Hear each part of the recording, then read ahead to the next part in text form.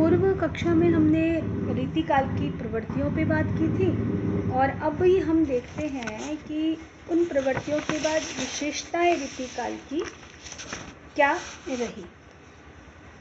तो जो रीतिकाल की विशेषताओं पर हम प्रकाश डालें तो यहाँ हमने देखा कि काव्य जो है वो श्रृंगार प्रधान है, उसमें इंद्रिय सुख की प्रचुरता हमें दिखाई देती है, रसिकता है वो प्रधानता के साथ दिखाई देती है। दूसरा बिंदु देखें तो इस युग में जो अलंकारों का बाह्य पक्ष या कहें कवि ने रुचि प्रदर्शन बाह्य प्रदर्शन की दृष्टि से किया है। अगले बिंदु पर बात करें तो वीर रसात्मक कविता भी हमें यहाँ कुछ दिखाई देती है। मुगल शासकों के जो कठोर और कट्टर जो शासन नीति थी उससे जो वीर भावनाएं जागृत हुई वो हमें यहाँ दिखाई दी। मुक्तक काव्यों की रचना हुई क्योंकि ये युग इस काव्य के अनुरूप था। दोहा, कवित्त, सवैयाँ, छप्पय जैसे छंद है वो उन्मुक्त रूप में लिखे गए। और रीतिकाल में जो है एक तत्कालीन कवि निराशा अवसाद में थे और इसी कारण जो घुटन भरा वातावरण था उससे ऊबकर उन कवियों ने भक्ति और नीति संबंधी सूक्तियाँ भी लिखी। इस युग में हमें जो परिमार्जित भाषा सौष्ठव और कहें कि प्रौढ़ता, उक्ति, वैचित्र्य, चमत्कार, प्रभाव, इन सब की अभिव्यंजना भी यहाँ दिखाई देती है। यहाँ प्रकृति का जो परंपरा मुक्त रूप हमें इसमें दिखाई देता है, आलम्बन रूप में उसका ग्रहण किया गया। रीति कवि है प्राय प्रकृति के प्रति तटस्थ भाव रखे हुए हैं। कवियों में अभिव्यंजना शिल्प की मनोरमता दिखाई देती है और जैसे बिहारी, मतीराम, घनानंद जैसे कवि है उनके संपूर्ण चेतना सौंदर्य युक्त काव्य है दिखाई देते हैं। अब यहाँ हम देखें कि सामंती वातावरण के कारण तत्कालीन कवि जो नारी जीवन के प्रति संकुचित दृष्टिकोण उनका रहा और नारी एकमात्र भोग का उपकरण हमें दिखाई देती है जिसमें उसे सामाजिक महत्ता नहीं मिली। अगले बिंदु पर विचार करें तो उनका जो जीवन दर्शन है वो रूढ़िबद्ध यांत्रिकता लिए हुए दिखाई देता है और इसी कारण जो उनमें संकुचितता और संकीर्णता दिखाई देती है। यह युग है वो काव्य शास्त्र की दृष्टि से चाहे महत्वपूर्ण हो पर कविता की दृष्टि से मनोरम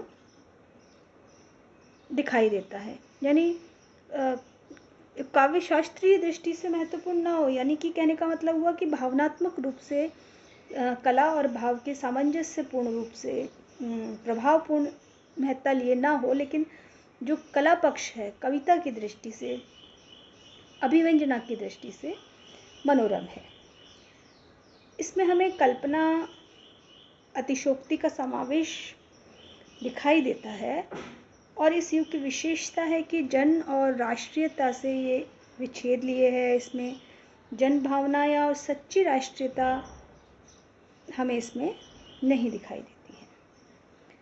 तो ये इसकी रीतिकाल की विशेषता हुई है कि श्रृंगार से जुड़कर इस काल के कवियों ने अपने आप में स्वतंत्र सत्ता के रूप में लक्षण ग्रंथों का आधार बनाकर जो रचनाओं का निर्माण किया और आचार्य तत्व की प्रतिष्ठा का प्रयास किया, वो इसे विशिष्ट वर्ग के रूप में या कहें एक रीति परिपाटी से अलग हटकर काव्य रचनाएं इन्होंने की। और ये जो परिपाटी थी इससे हम रीतिकाल को 3 प्रकार के कवि रूप में वर्ग रूप में देखते हैं। रीतिकालीन जो नामकरण हम देखते हैं जो शब्द से ही, रीति शब्द से ही लिया गया है कि रीति ग्रंथों की रचना करने के कारण ही रीति काल दिया गया। और ये प्रवृत्ति है वो 3 रूपों में हमें दिखाई दी, रीतिबद्ध काव्य, रीति सिद्ध काव्य और रीति मुक्त कवि या उनका काव्य। तो जो रीतिबद्ध कवि और उनका काव्य रहा, उसमें हम देखें कि रीतिकाल के सभी जो आचार्य कवि सभी थे, किंतु स्वतंत्र काव्य की रचनाओं का उन्होंने प्रयत्न नहीं किया। रीतिकाल के रीतिबद्ध कवियों ने मुख्यतः श्रृंगार रस का शास्त्रीय विश्लेषण किया। श्रृंगार के ललित छंद इस युग में मिल जाते हैं और इसके साथ ही जो अन्य काव्यांगों का विवेचन उदाहरण में मिलता है वे श्रृंगार परक हैं। आचार्य कवियों की जो श्रृंगारिक मनोवृत्ति का परिचय हमें यहाँ मिलता है।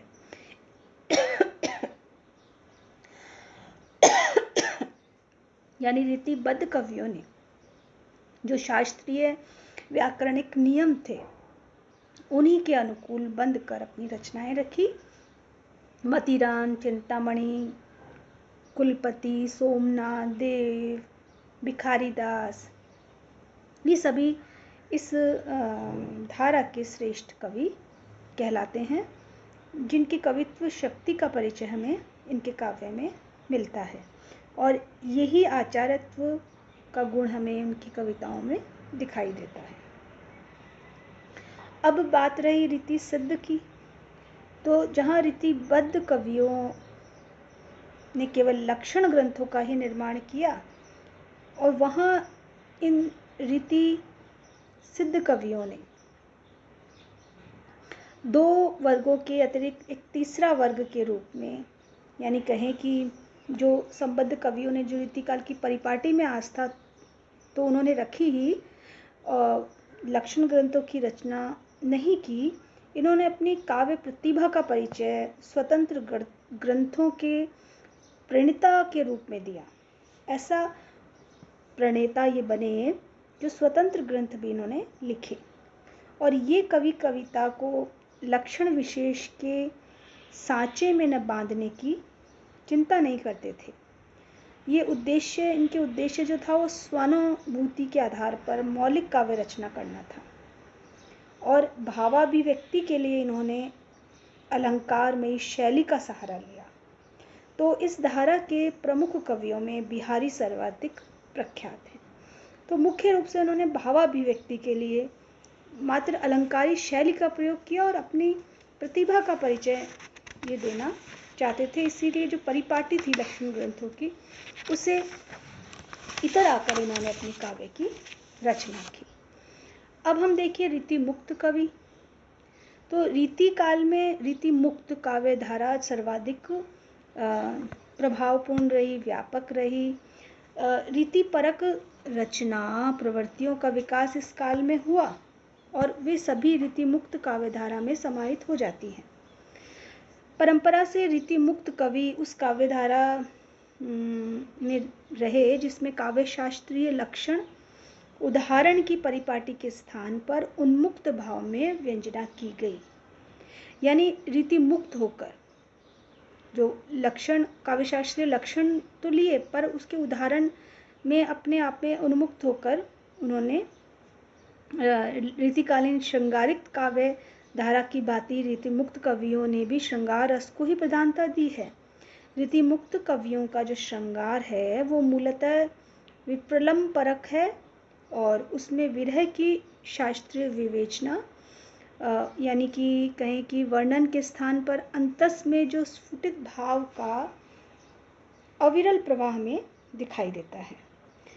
इन कवियों ने कोमल जो भावानुभूति थी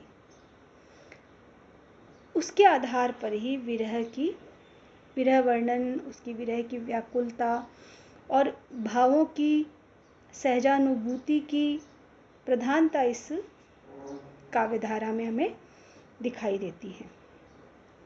और इसी कालीन जो हम देखते हैं कि जो रीति काल के विरह